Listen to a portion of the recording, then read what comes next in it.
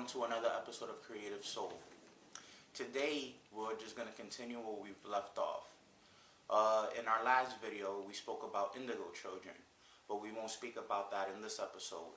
What we will be speaking about is new energies in our planet and its relation to our children in general. Now, there are many things in our world that are both manipulated and not manipulated. Now, you may wonder, oh yes, there are many aspects of our society that are manipulated, like the police watching us, surveillance. You have aspects of government that decide what we do and when we do it and how we do it. In regards to money distribution or resource distribution or whatever it may be. But the type of manipulation that I'm talking about is the manipulation of the subconscious. For example, I'm sure that we all know that TV and movies and whatever the media in Hollywood tends to portray may hold entertainment value. Of course, you know, that's why it was made, in order to make money, because it holds entertainment value. But if you really think about it, you know, have you ever met a person that was so into the movie that they wanted, you know, just be in the movie? Or even so, we ourselves would adopt certain traits that we would see in movies as them being actual parts of, you know, reality, or at least our reality. You know, like boy meets girls movies. How many times have you seen one of your guy friends or one of your girlfriends take a tip from a boy-girl movie? You know, thinking that it might be applicable, or it is applicable because they've experienced something similar. Well, that's a form of manipulation, in my opinion, because we're being subjected to images that may not correlate with actual societal tendencies, actual societal trends. Now, one of the reasons why this is very important is because if we acknowledge what it is that we normally watch, and we pay attention to the things that we normally see in the media, then we can begin to analyze why it is that they're promoting this. Or even better, what is their underlying issue behind creating whatever it is that they're even trying to promote. For example, let's say you may be watching a series on TBS or on TNT, and then during your commercials you see about 5 to 6 advertisements for pharmaceutical medicines. May they be antidepressant, may they be muscle relaxers, may they be medicine that is catered to the elderly or catered to particular people with particular conditions like ADD, cystic fibrosis, whatever it may be, you know? And it's very funny that we choose to promote the pharmaceuticals during the same time that we are technically paying attention, having a good time, you know? It kind of juxtaposes what it is we're supposed to feel. And I find that very interesting because, again, I feel that that's a form of manipulation. Now, if we consider what's been going on, you know, this whole 2012 era, by the way, I'm actually filming this on January 12th, 2013, so the world didn't end, as we all did, you know, as some of us were expecting. I'll tell you what I was expecting. 2012 was never meant to signify the end of the world. It was actually meant to signify a new stage in our evolution, and our conscious evolution. You know, the evolution of us being able to be more aware, the evolution of becoming more self-aware and socially aware. And now, I, you know, mentioned this in a previous episode where being socially aware and being socially conscious is a wonderful thing. But, you know, to change things in our planet, it takes more than just to, let's say, get socially conscious and know you want to make a difference. But it's knowing how you want to make that difference. Because sometimes your best interest isn't joining a social movement. It may be starting something on your own. It may be doing something under your own recognizance. That may involve, you know, starting your own form of group that you know is different, that you know is doing something unique to everybody else. Or you can actually do one of those, you know, I'm going to leave home and I'm going to explore the world type of scenarios. And everything is welcomed in this planet, and that's the thing. That's the thing. We are constantly manipulated to think that we are not under our own free will, that we are under the free will of some type of currency, that we are under the guidelines of these rules that banks propose, that lawyers propose, that laws propose. And I'm not going to totally bash the law, because the law is actually something that keeps people safe. But the corruption and the political yield that is given to the law sometimes is overbearing.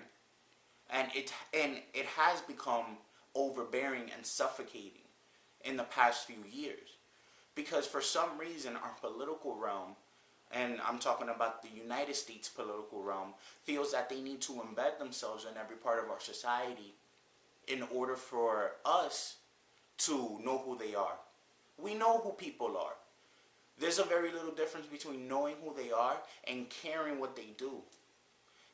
Because if you're not making an actual difference, why should I care what you do? One thing that I wanted to bring up in reference to 2012 is the stigma that the world was going to end, or that something catastrophic was going to occur in 2012. A few things happened in 2012.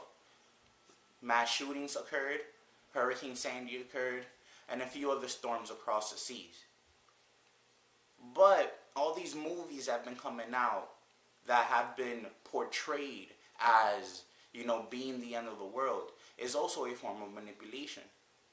Because in our time right now, in our planet, there are changes going on. Now, I don't know if you know what that means, but I'll explain it to you. 2012 is supposed to be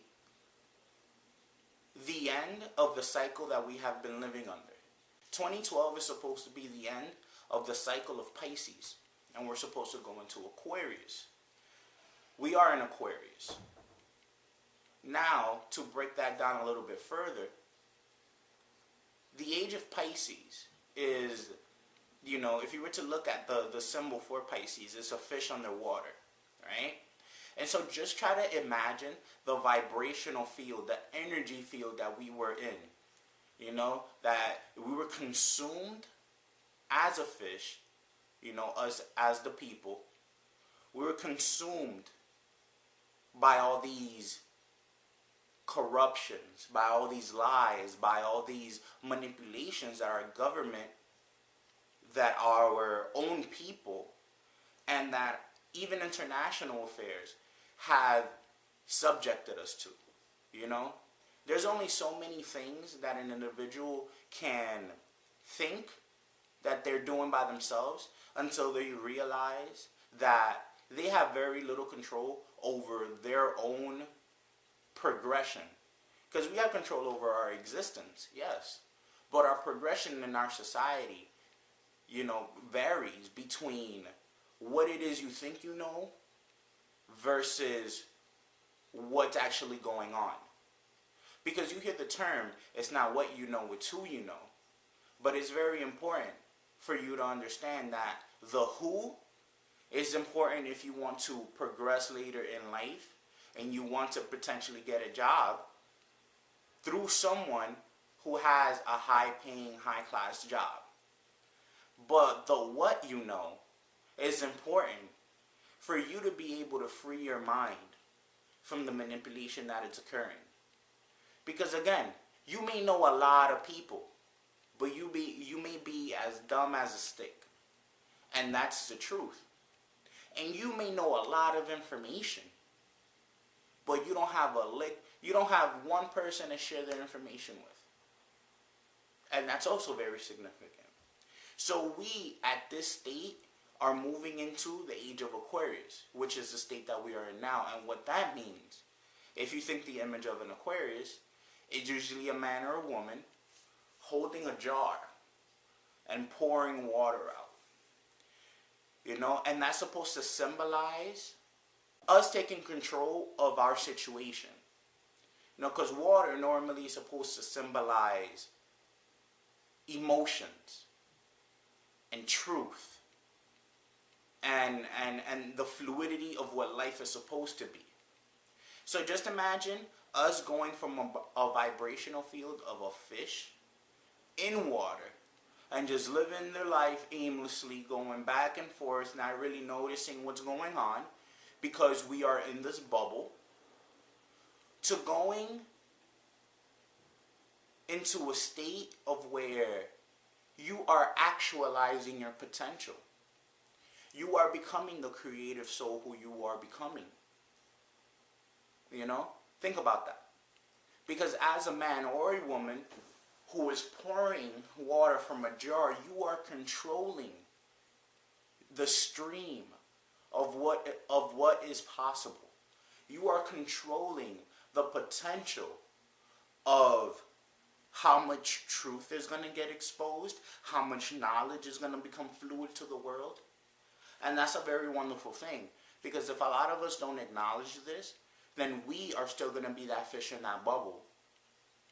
And the planetary vibrations that are occurring are allowing us to awaken more, learn more, be more of ourselves, you know, rather than be that person who we were molded to be. And at the end of the day, we still don't enjoy our day. We don't enjoy our lives. We don't enjoy what it is we have. People don't tend to appreciate